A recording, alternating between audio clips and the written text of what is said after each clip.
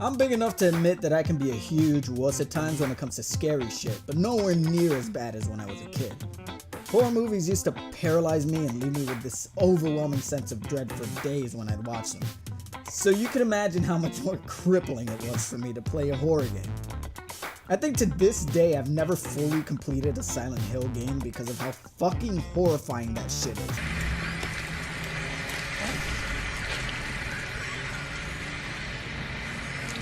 And also because they're boring and they suck. That's where Resident Evil comes in. These games were so captivating and entertaining to me that somehow I was able to bypass my crippling fear and still complete them, albeit shitting bricks the entire time. Whenever someone mentions horror games to me, my heart shoots directly to Resident Evil. And more specifically, Resident Evil. It doesn't have a remake yet, so we're focusing on my next favorite, Resident Evil 2.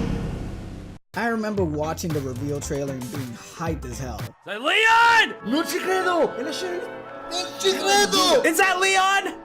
Yeah! Oh no, shit! Oh fuck! Oh shit! Oh my god! Are you Resident Evil 2 Remake? Oh! Oh my god!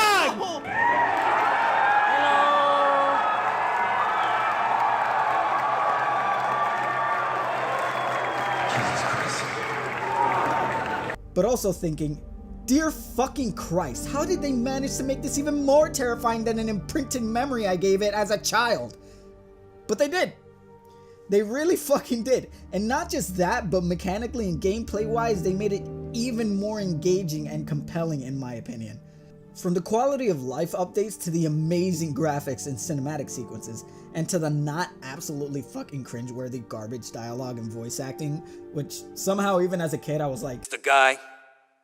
Ben, you told the city officials that you knew something about what's been going on, didn't you? What did you tell them? And who the heck are you? I'm trying to find my boyfriend. His name's John. He was working for a branch office of Umbrella based in Chicago, but he suddenly disappeared 6 months ago. I heard a rumor that he's here in the city. I don't know anything. And even if I did, why would I want to tell you? these people are robots and it hurts to hear them speak. I get some people have nostalgia for those like voice actors and the dialogue, but objectively speaking, those people are fucking wrong. Same goes for the whole fixed camera argument, kind of. I mean, no, don't get me wrong. I loved that shit back in the day. I'd eat that shit up like, nom, nom, nom. It did create that sense that someone is watching you just out of view and made everything feel more claustrophobic. But I gotta say, this third-person view is just better. It gets rid of that dependency of the camera conveying that feeling of tight corridors and the walls creeping in on you, and instead lets that job be done by the environment itself, and by proxy, forcing the artists and the developers to really sell the idea that this place is a horrorscape of death, dread, and decay. And they fucking nailed it. If you look at the old game at a surface level, the environments aren't really scary looking in of themselves. The fixed camera and the constant creepy music playing, yeah, you know the one.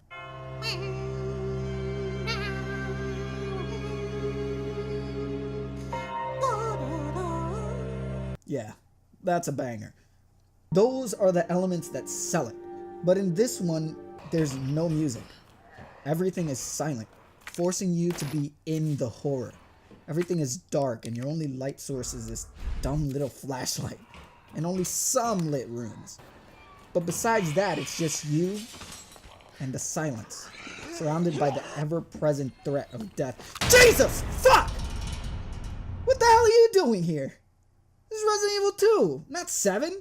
You'd think that with such a heavy makeover, the game would just become unrecognizable, but wrong again, idiot! There were so many times I was walking through the police station and going, oh shit, it's this room! Oh my god, this is the hallway with the thing, and oh shit!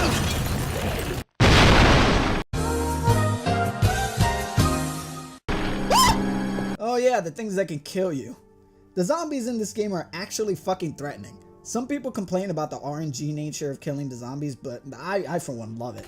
In the old games, if you played them enough, you pretty much knew exactly how many bullets it would take to drop each individual enemy, and zombies were so slow and easily halted that they were just minor obstacles you could just cap or neum around. But in this one, every damn zombie that shows up is like, oh fuck man, come on, just die! And even when you're sure they're dead, you're like, ah, Jesus, fuck! And some of them just take a gazillion bullets to drop for good. They're almost more intimidating than the Lickers and Ivy zombies because regardless of their redesign and mechanics, they have clear boundaries set for their deaths. And even when you can just, sneak around the Lickers and just light these man-sized joints up like you're a white college kid discovering weed for the first time. I don't practice Santeria. I ain't got no crystal ball.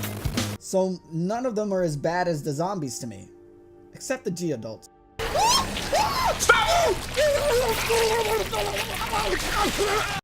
Fuck those things. And then there's Mr. X.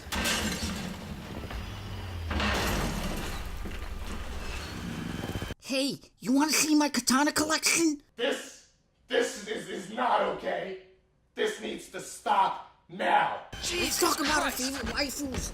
Hey, where are you running? Don't go just yet. My mom's eating a pizza roll.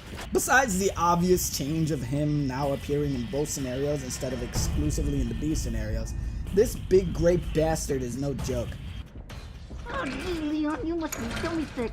Because I can hear the sound of your ass cheeks clapping from the other side of the police station. Back in the old game, he had set appearances, and when you took him down, you'd get rewarded with item drops, at the very least. In this one, his new nickname is Mr. Herpes, because once he shows up, he does not go away. I mean, sure, sometimes you'll be fine, not have any symptoms, but next thing you know,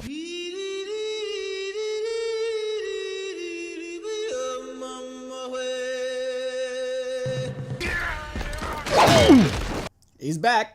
He does not stop, and even if you waste your time and ammo into dropping him, Yeah, boy. Nani? all you give yourself is 30 seconds to pick a god and pray, because he's right back the fuck up. No loot drops, only death. All in all, everything about this game is an improvement. Really, the only gripe I can give is that there's not much of a difference between the A and B scenarios compared to the classic game, so it kind of gives it less of an oomph. But everything else is so damn good that I could hardly care, and really looking forward to Resident Evil 3 Remake. Because if you thought that Mr. X updates were horrifying, wait till you see Nemesis. Thanks for watching this undead episode of Thoughts. If you enjoyed it, feel free to like the video and share with your friends, and leave a comment below with your own thoughts on the matter, or even a suggestion on a topic you'd like to hear me talk about. Always open to your thoughts. See you on the next one.